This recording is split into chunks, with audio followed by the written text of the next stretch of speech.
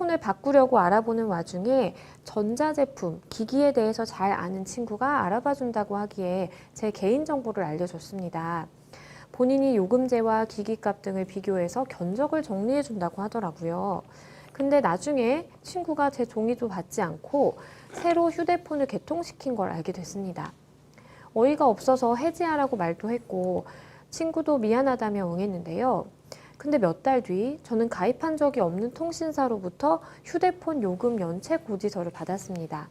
자그마치 200만 원이 넘는 연체료였는데요. 알고 보니 친구가 제 명의로 개통해서 사용한 휴대폰 요금이었습니다. 본인이 아닌데 휴대폰 개통이 가능한지, 제 신용도에는 문제가 없을지, 또 친구를 사기죄로 고소해야 하는 건 아닌지 궁금합니다. 일단은 친구를 믿고 개인정보를 알려줬는데 그 개인정보를 이용해서 이 친구분이 휴대전화를 개통해서 본인 임의로 이렇게 사용을 하신 상황 같습니다. 사실 휴대폰을 개통할 때는 본인 확인 필수고 뭔가 이렇게 신분증도 받고 하는 것 같은데 글쎄요, 대리 개통도 가능한가요? 법률 노무 세무 상담을 가장 스마트하게 받는 방법은 대한민국 최초로 설립된 온라인 법률 서비스 플랫폼 로시컴. 법률 상담 로시컴에서 스마트하게 해결하세요. 예, 실무적으로 지금 대리 개통도 하고 있습니다. 그래서 대리 개통할 때는 그 명의자의 신분증, 그다음에 유임장, 인감증명서를 구비해주면 대리 개통을 하고 있습니다. 거기에 더해서 대리점 같은 경우에는 본인 확인 절차를 거칩니다. 본인 확인 절차라는 거는 통상적으로 명의자, 핸드폰을 개통하라는 명의자한테 전화를 해서 실제적으로 이렇게 개통하는 게 맞는지 확인하는 절차입니다. 근데 일부 대리점에서는 본인한테 전화를 해서 확인하는 게 맞는지라고 해서 이걸 생략하는 경우가 있는데요. 만약에 생략한 경우가 발각될 경우에는 벌점을 줘가지고 핸드폰 물량을 공급을 줄이거나 또는 우수 대리점의 지정을 취소한 경우가 있습니다. 그러면 이 친구분 같은 경우에는 상담자분의 개인정보를 이용해서 휴대전화를 개통을 한 것으로 보이는데 이건 역시 뭐 본인 확인 절차가 없었다라고 볼 수가 있을까요? 아니면 적법하게는 대리 개통을 했다라고 볼 수 있을까? 어떨까요? 예. 법률 노무 세무 상담을 가장 스마트하게 받는 방법은 대한민국 최초로 설립된 온라인 법률 서비스 플랫폼 로시컴.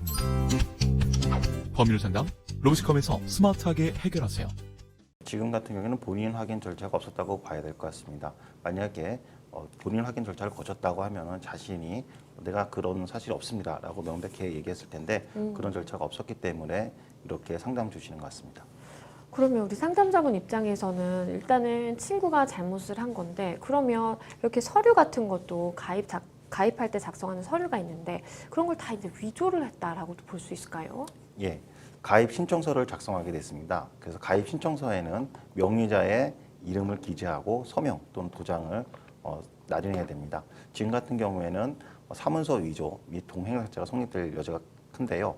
사문서 위조가 성립하는 이유는 이 가입 신청서에 그 명의자의 동의 없이 임의대로 자기가 이름을 기재를 했고 그다음에 서명을 했고 그거를 통신사에 제출했기 때문에 사문서 위조 및 동행색자가 성립될 수가 있는 겁니다. 이 사문서 위조 및 동행색자가 성립이 되면 5년 이하의 징역 1천만 원 이하의 벌금에 처해지게 됩니다. 실제적으로 처벌 사례를 살펴보면요. 2017년 10월에 부산지방법원에서는 이렇게 임의대로 스마트폰 300여 대를 사문서 위조해서 개통한 사례가 있었습니다. 이 사례에서 부산지방법원은 매우 심각하게 이 사안을 판단해서 징역 4년의 실형을 처한 판례가 있습니다. 그리고 여기에 더불어서 뭔가 개인정보보호법 관련해서는 위반했다라고 볼 수 있는 점들이 있을까요? 법률 노무 세무 상담을 가장 스마트하게 받는 방법은 대한민국 최초로 설립된 온라인 법률 서비스 플랫폼 로시컴. 법률 상담 로시컴에서 스마트하게 해결하세요. 예, 지금 같은 경우에는 지금 어느 정도 조그만 이임을 받아서 개인정보를 사용을 하고 했습니다. 그게 이제 견적서를 목적으로 활용을 하고 한 거죠. 그런데 그 견적서를 범위를 넘어서 자신이 임의대로 더 휴대폰까지 개통을 한 거기 때문에 이거는 개인정보를 임의대로 범위를 넘어서 초과해서 사용한 거라고 보여집니다.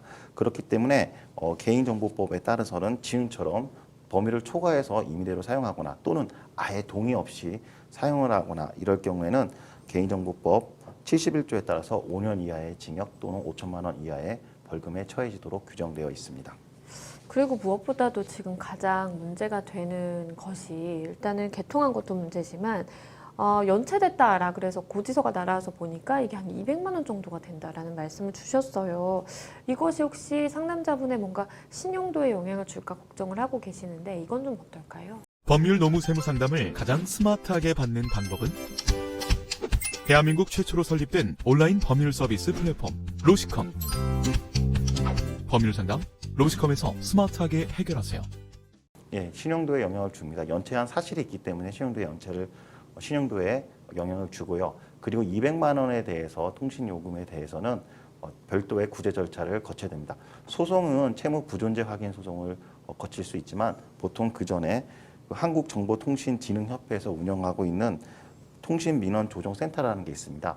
이 국가에서 운영하는 건데요.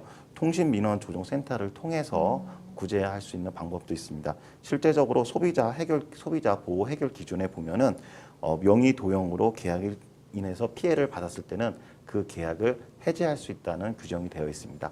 그래서 통신민원조정센터를 통해서 나는 명의를 도용을 당했다는 것을 입증하시고 그 다음에 내가 200만 원 연체된 것은 내가 사용하지 않았기 때문에 통신사를 상대로 이거는 내가 채무가 없다라는 확인을 통하는 조정을 거치시면 도움이 될 것으로 보입니다. 그리고 마지막으로 혹시나 친구를 사기죄로 고소할 수 있을까요? 라는 질문을 주셨는데 이건 좀 어떨까요? 예, 사기죄로도 성립 가능합니다.